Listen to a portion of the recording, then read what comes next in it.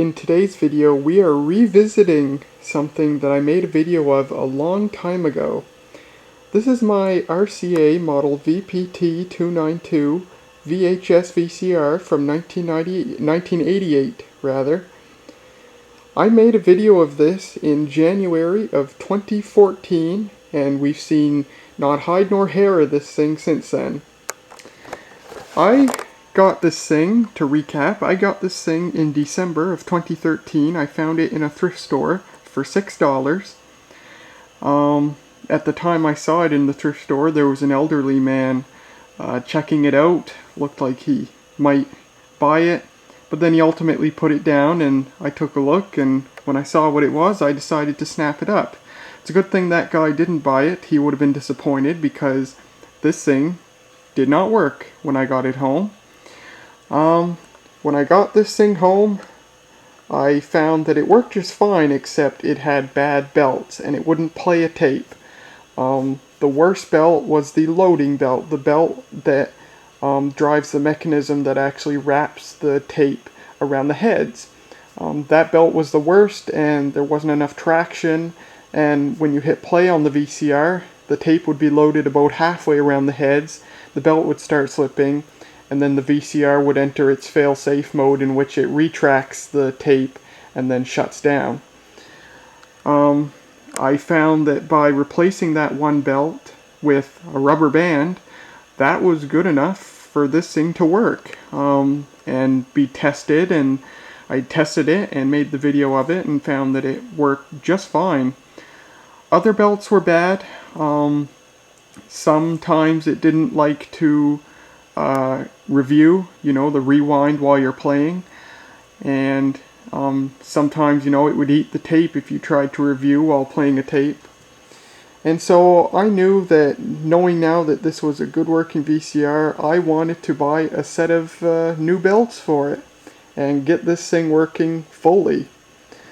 My motivation at the time was, when I got this thing, I had only one VCR. That was my Orion built Citizen from 2000, and yeah, I thought this thing was obviously more interesting and cool than that.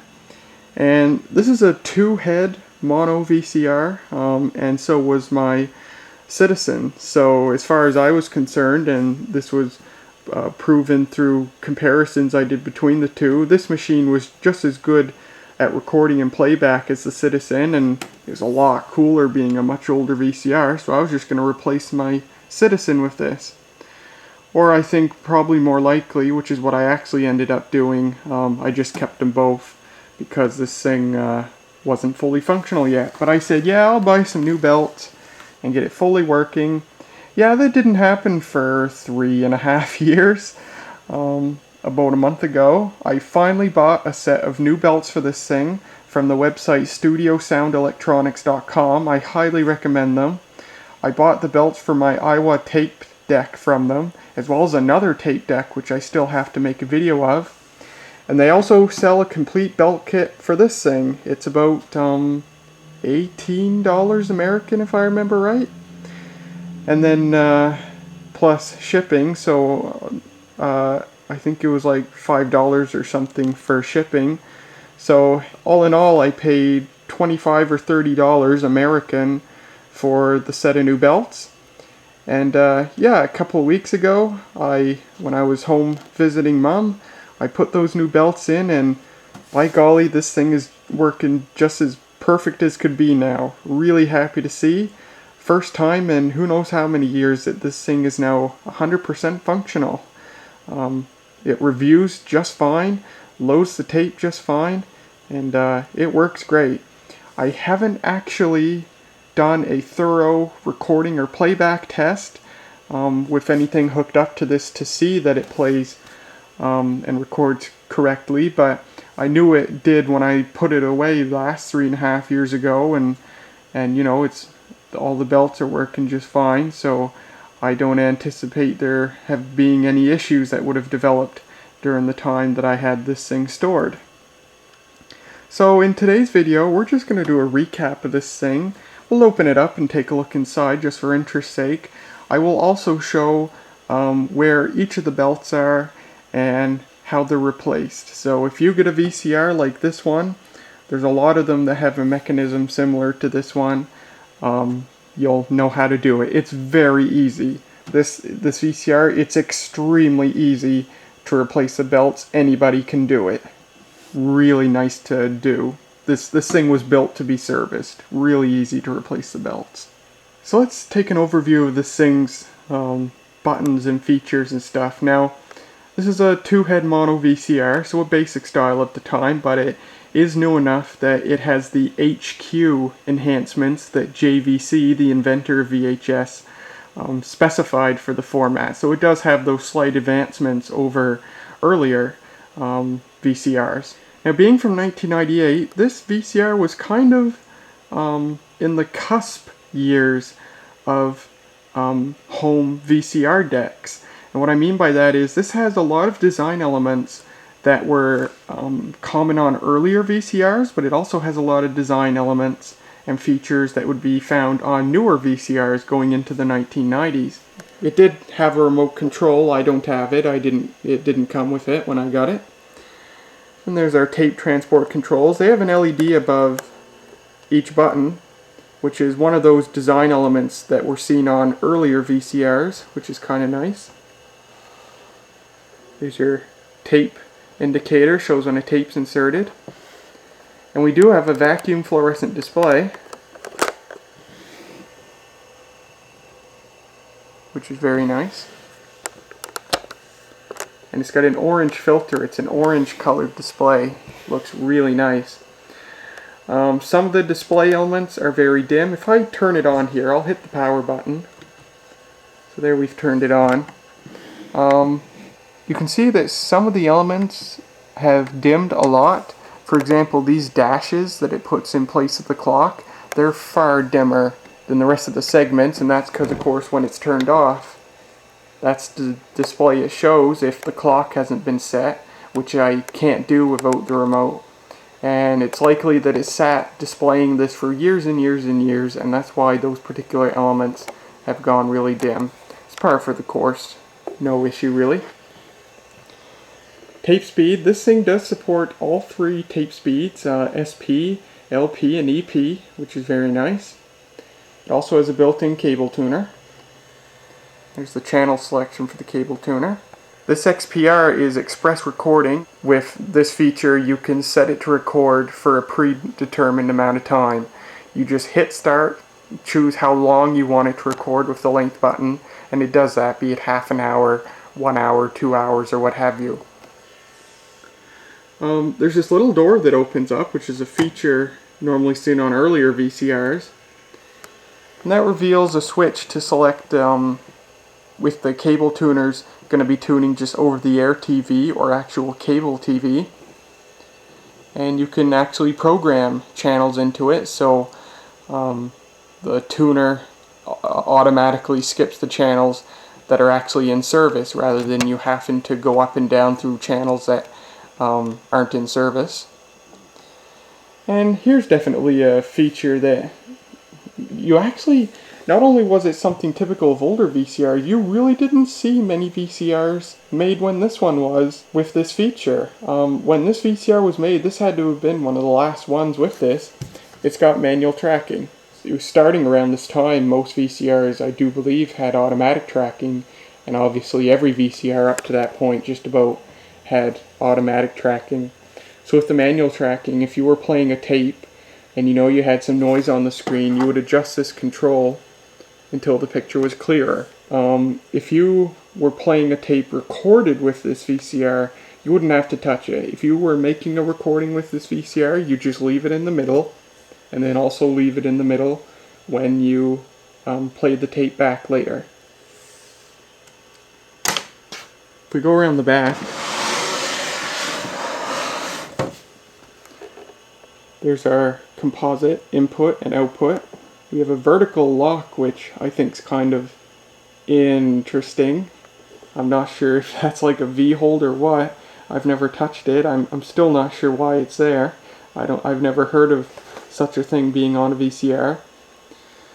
You also have the, what did they call this? I think the 300 ohm UHF connectors, so for an antenna, and you could also do UHF out to TV.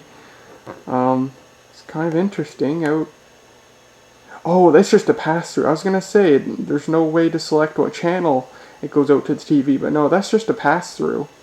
So when the VCR is turned off, the antenna will just pass right through direct to the TV, so you tune your UHF channels using the TV, or when the VCR is turned on, the cable tuner does the tuning. And that's the same here for VHF. And there's your television coax output.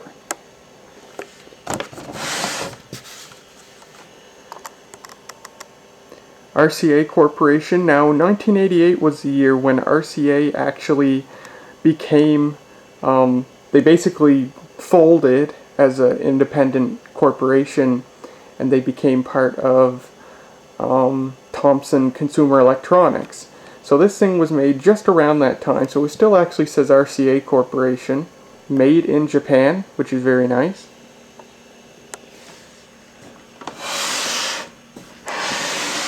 And turn it on here, turn the light off, turn it on.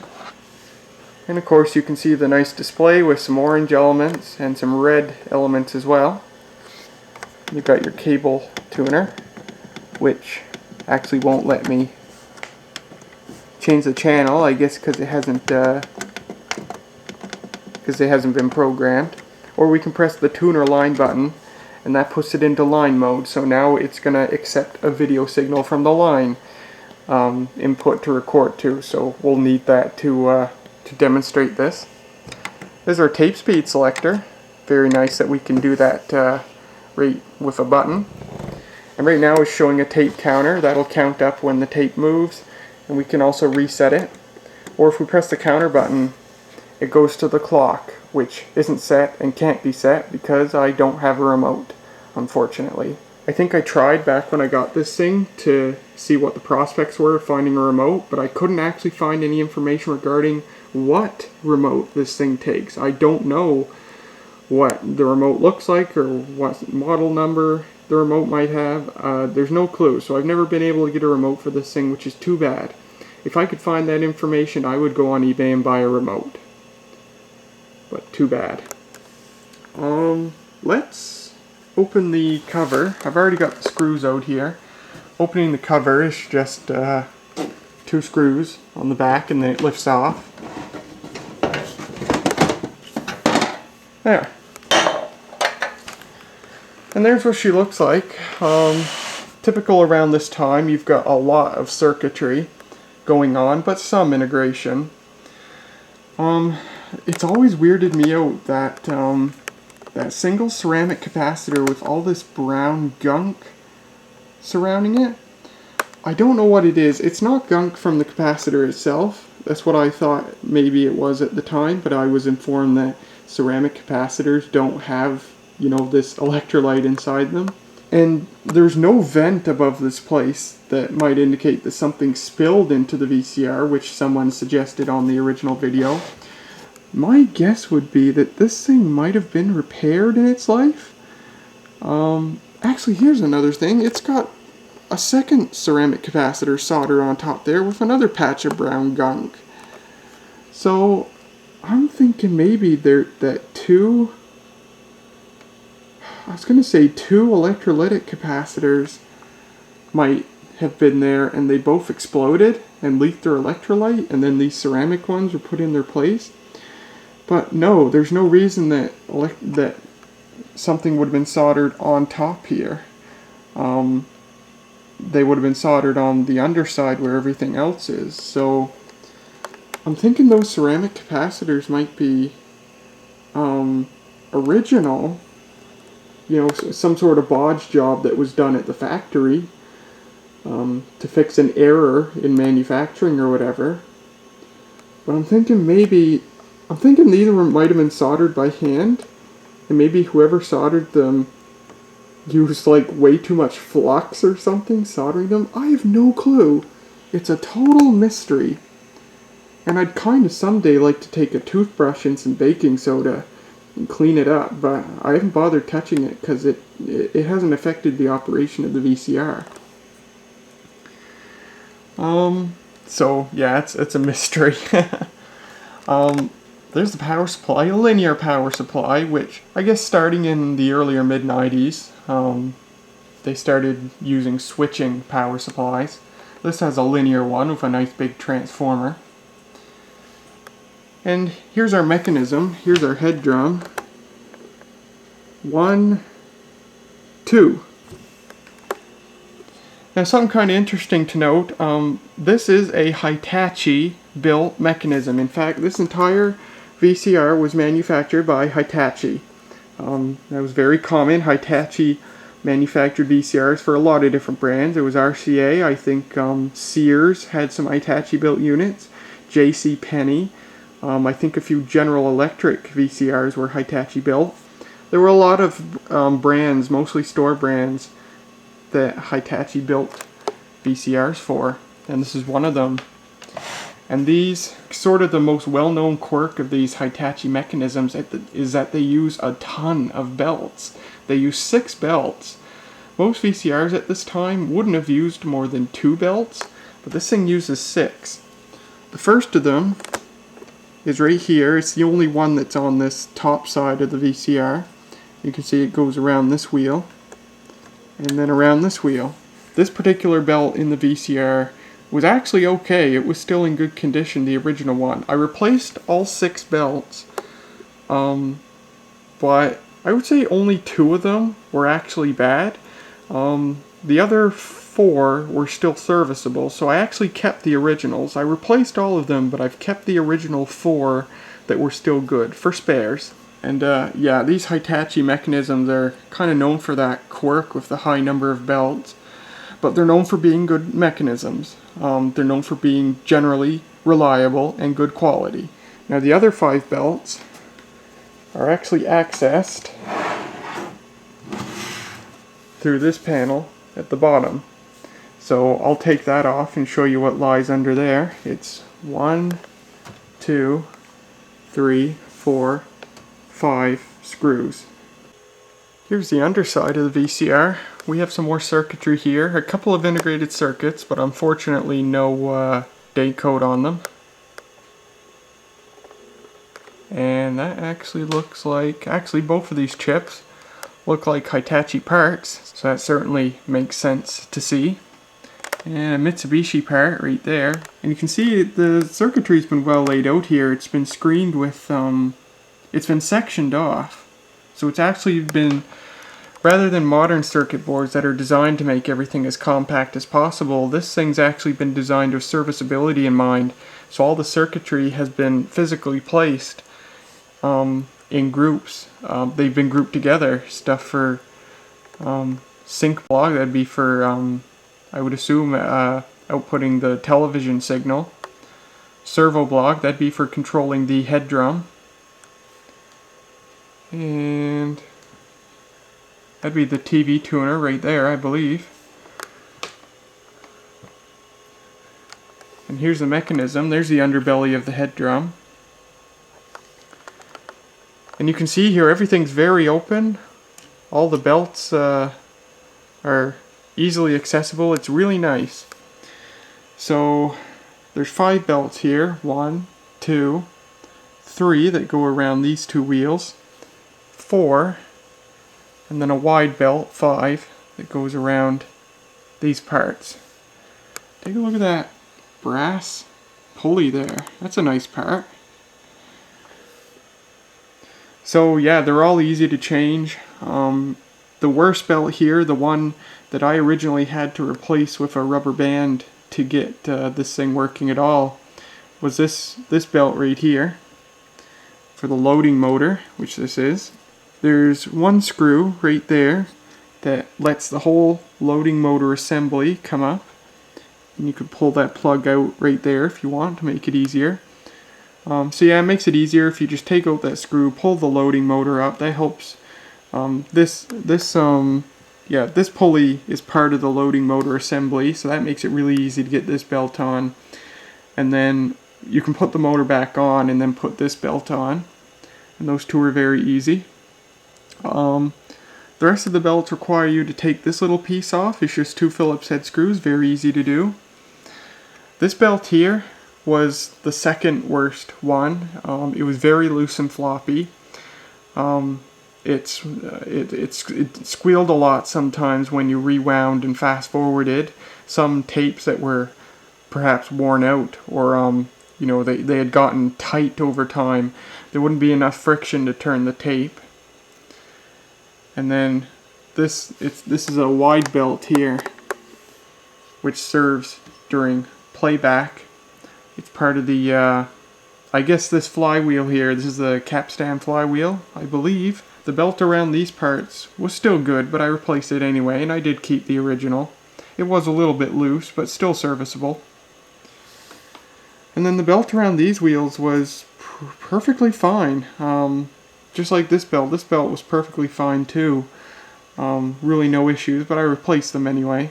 Something to keep in mind when you have equipment, you know, audio or video equipment that has rubber belts you have to replace, is that usually, at least so far as I've read, the replacement belts that are manufactured today that you can buy from places like Studio Sound Electronics, they're not going to be as high quality as the original belts. One account I read said that good quality modern belts that you buy today, you can generally expect them to last about 10 years as opposed to 20 years with the original factory belts.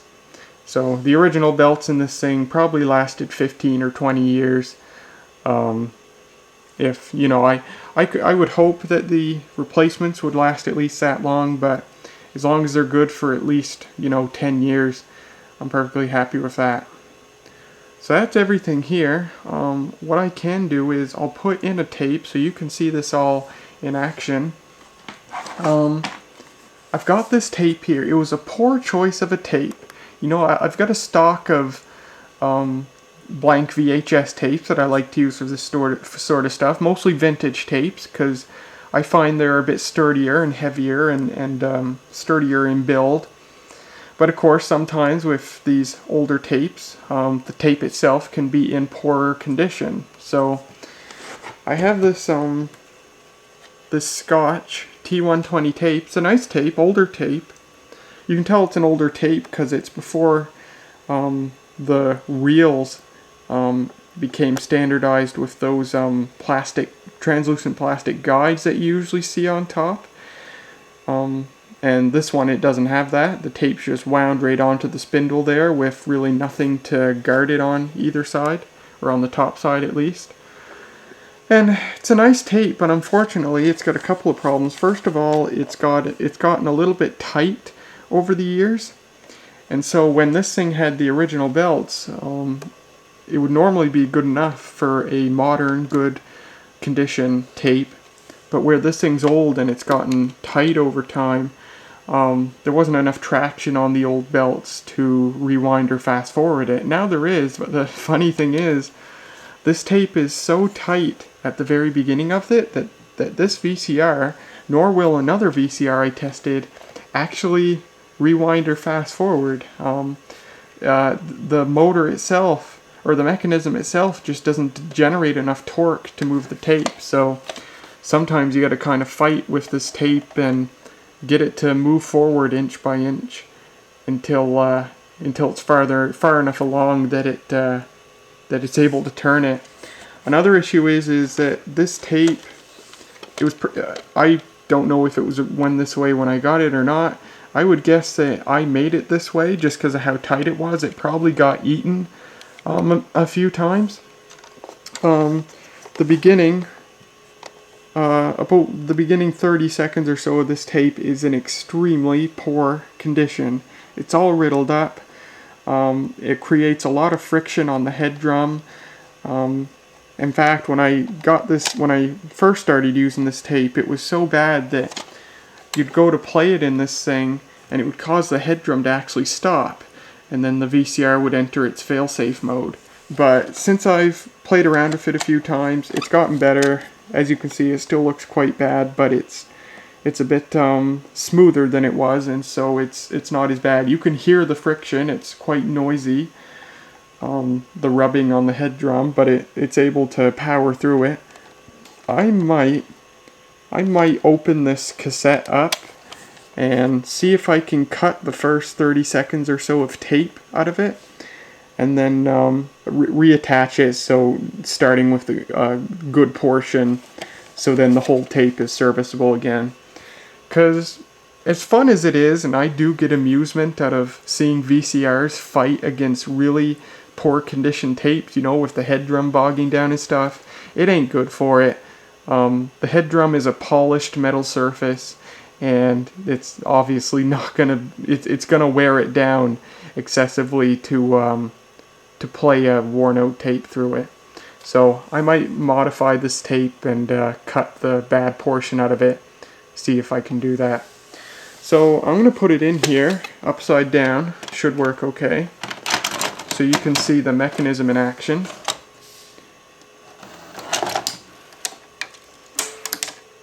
Okay, and we'll hit play.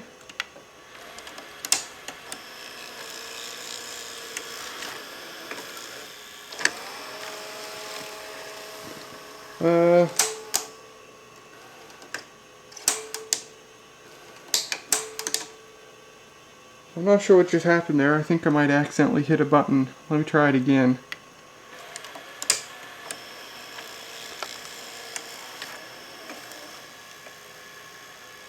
Yeah, so now it's playing, which is actually good. That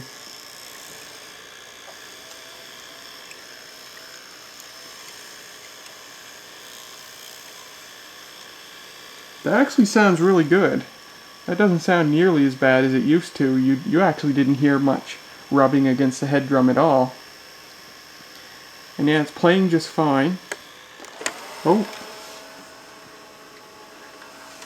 you know what? It probably actually...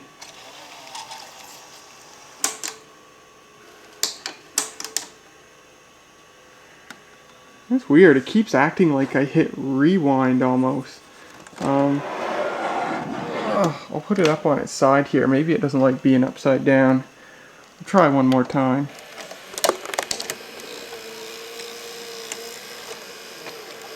So you can see that loading mechanism there is working just fine. So the tape is turning. If the tape was stalled... Oh, it is stalling. Oh, look at that. See that little center portion there? That turns with the tape. And you can see, oh, it's not doing well.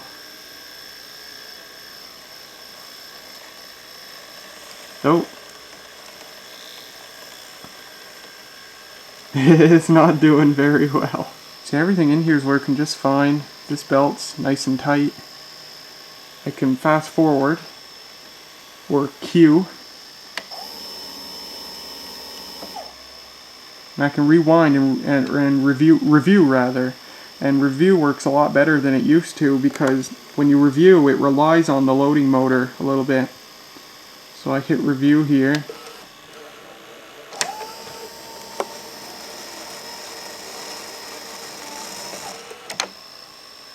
Oh, and the tape stalled. If I hit pause, that'll keep it from going into the failsafe mode. Yeah, it ain't gonna power through it.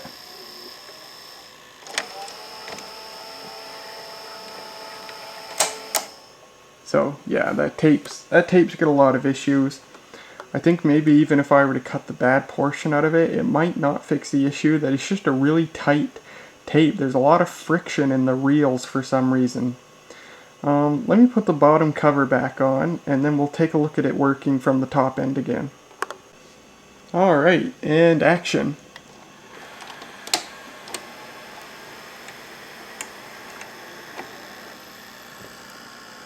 Oh, it ain't doing well.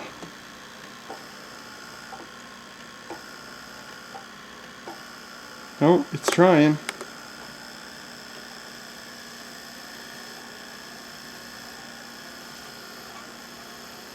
Oh, it's just barely able to get through it.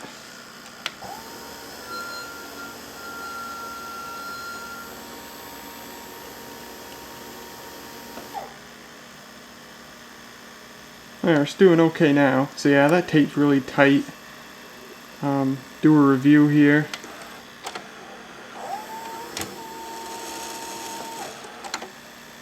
And stop.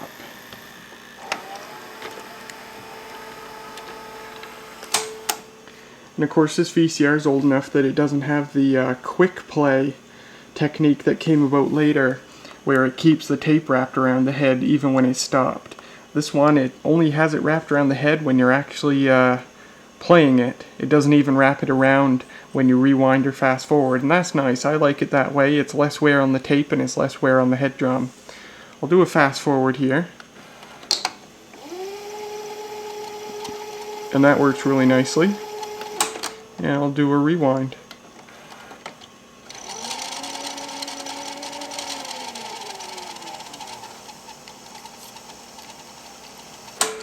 And you can see when it got to the beginning there, it got really tight and it was just able to barely finish. It used to not be able to finish. It would stop rewinding something like 10 or 20 seconds ahead just because it was too tight and there wasn't enough torque, so the VCR just considered it rewound. I think that's all there is to do here, so what I'm going to do now is we are going to do a record test with this thing. I'm going to connect this camcorder to the composite input, and we are going to record onto this tape, this really hurting tape, with this camcorder. I'll start right from the beginning, but I'll wait for it to get past the bad part of the tape so that when I start talking, you can actually hear what I'm saying. So let's give her a try. We will test all three tape speeds, and I'm going to start out on the SP speed.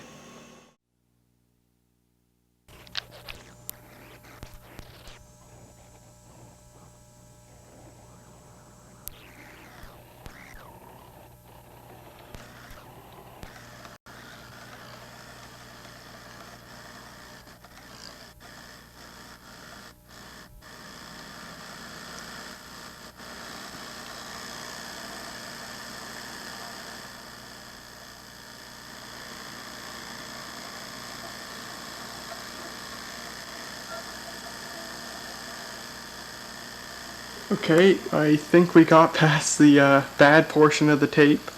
I'm sure that was fun to watch. Then again, my camcorder, when it digitizes this, it's probably just going to blank out the noisy image, so it won't be as fun, but interesting nonetheless. So we are now recording onto this tape. This is a very old Scotch tape. You know, I read a interesting article the other day. It was from not the other day, gosh, it was 3 or 4 weeks ago. It was from National Public Radio in the United States. And they talked about how now, today, in the present day, we are now entering what they called a magnetic media crisis. And what they meant by that is that the majority of magnetic recordings, be it audio, video, or data, were made were made pretty much in the 1970s and the 1980s.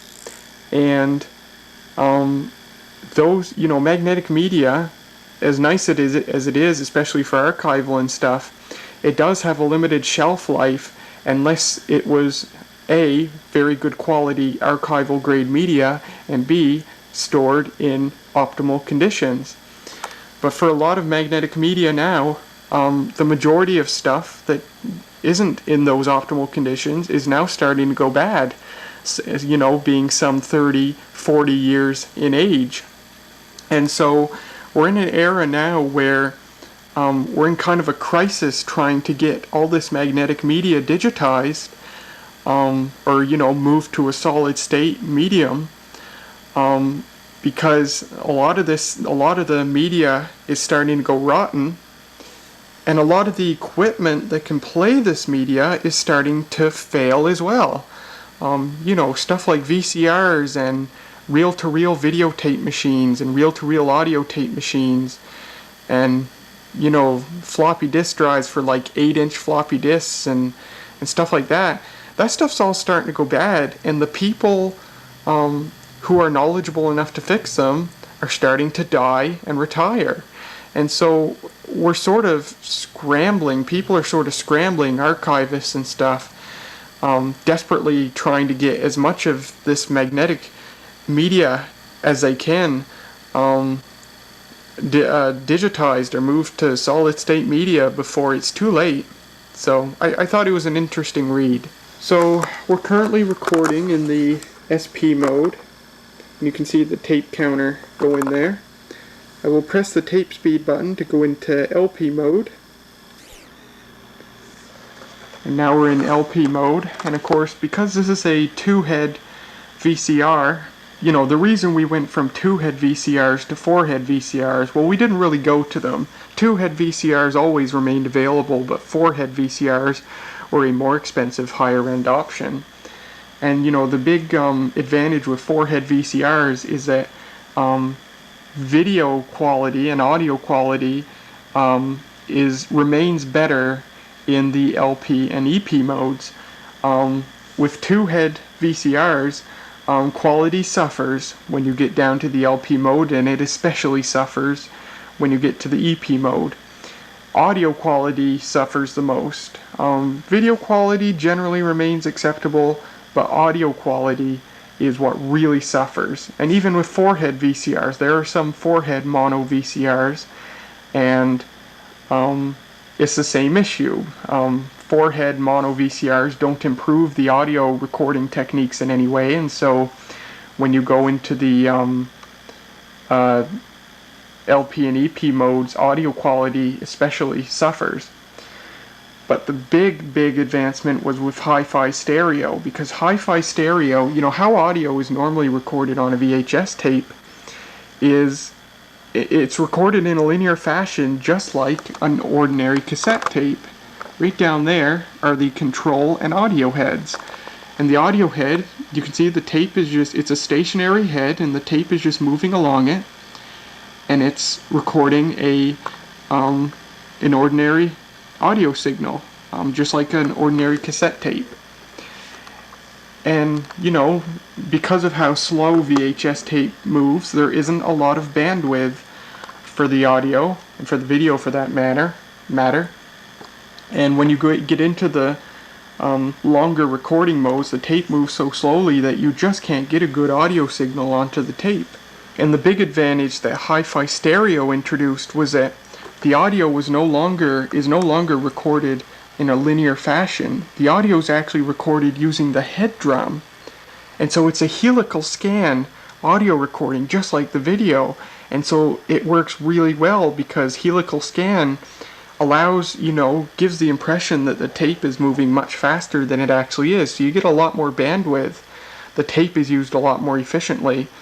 And that's how, you know, with hi-fi stereo, you get impeccable audio quality even on the LP or EP recording modes.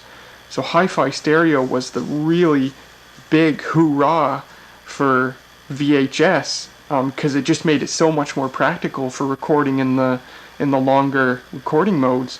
And then having 4 heads slightly improved the quality of the video in the longer recording modes. So it's really interesting when you learn about how VCRs evolved over time, and you know, the sort of advantages it introduced. I'm going to switch into the EP recording mode. So we're now in the EP recording mode, and you can probably hear the audio has very significantly deteriorated, and the tape is moving a lot slower. And you've probably noticed a slight deterioration of the video quality as well. I have to recommend an excellent video I watched on YouTube the other day. It's a video made by a guy, I've never heard of him before, but I think he has like 10,000 subscribers or something like that. It was an excellently produced video. It was basically an explanation of how videotape recording works. You know, how helical scan recording works. And he put an emphasis on VHS.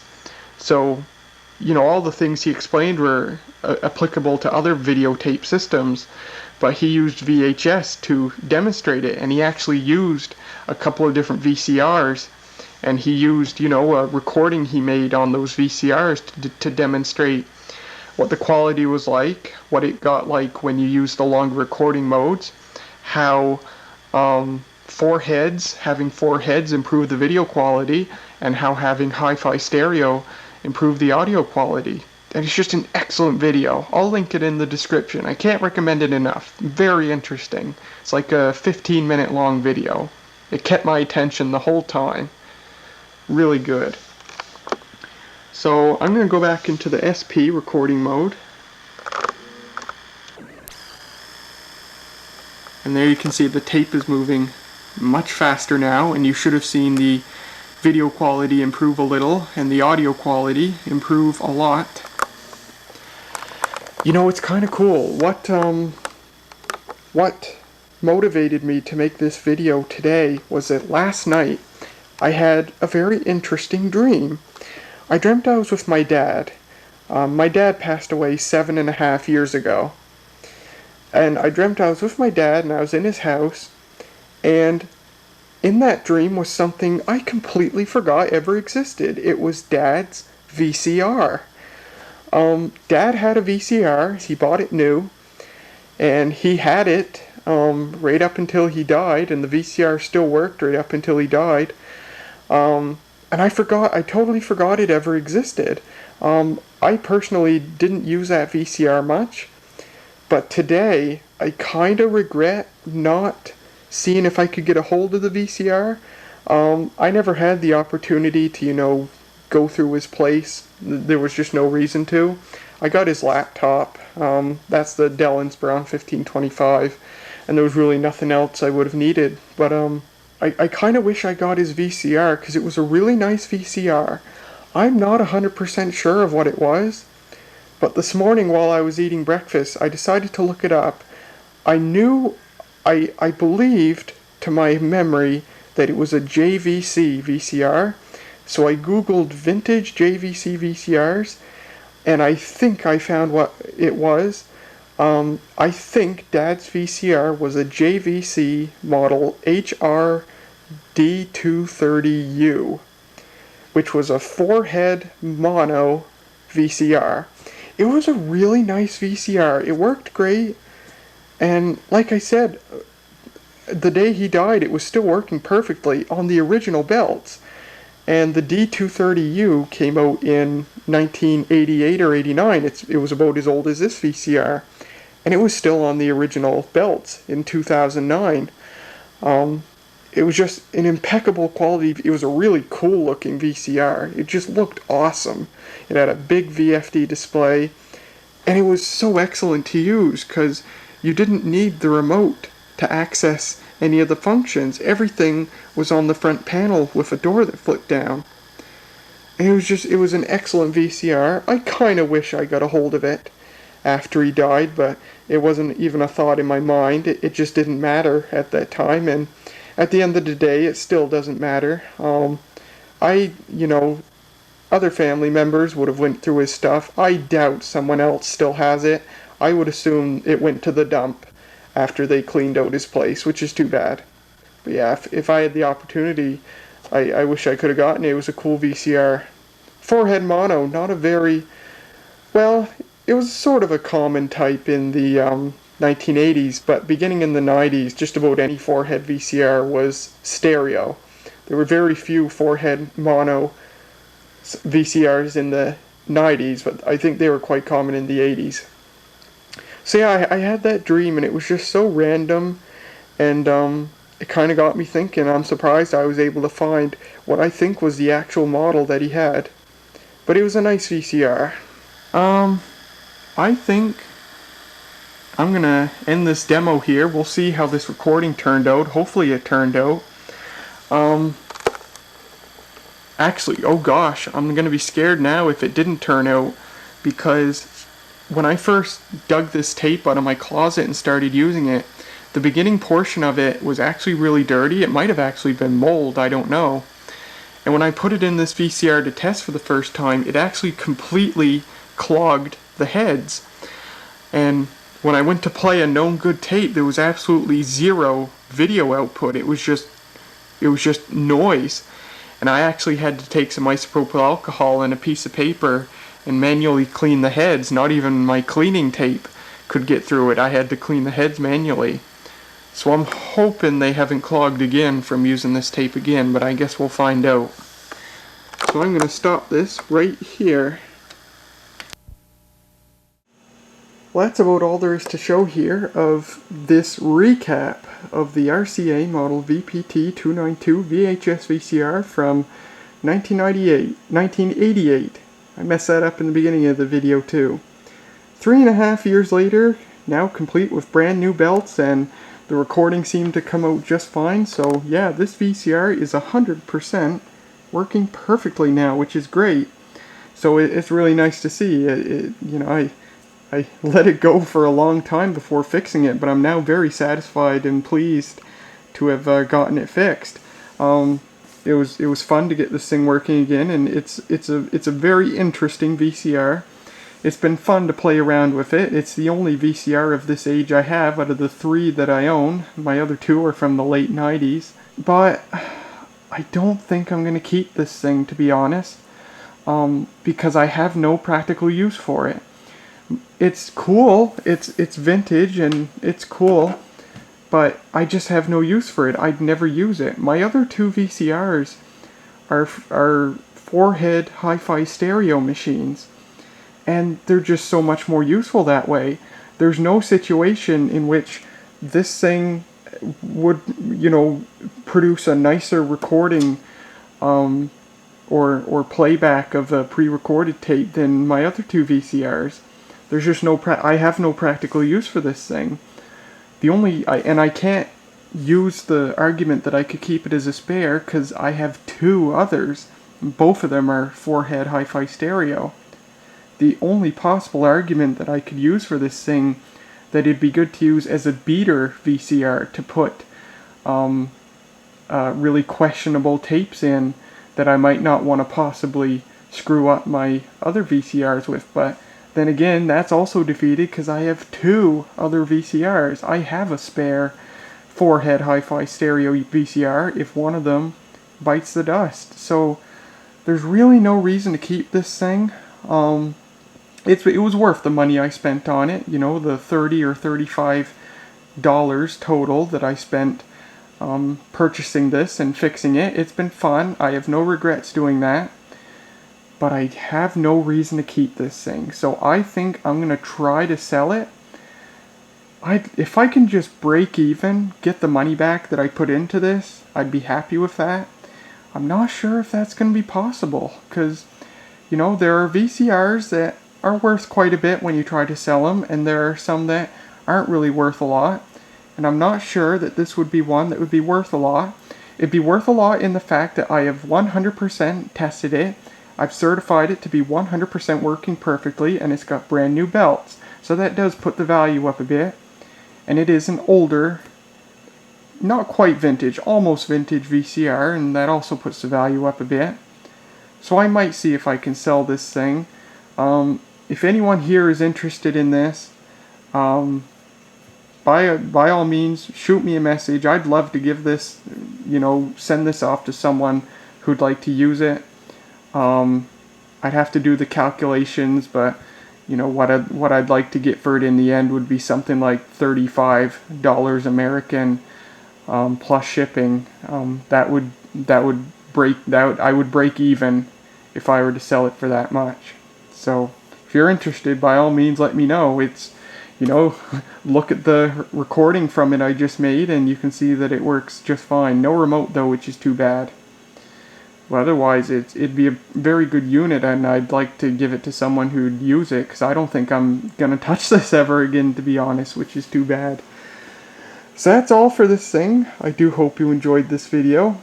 As always, it went on a bit longer than I thought it would. But, you know, I had some interesting sort of tangents to share anyhow, so I hope you found those interesting. So as always, thank you very much for watching, and I'll see you in the next video.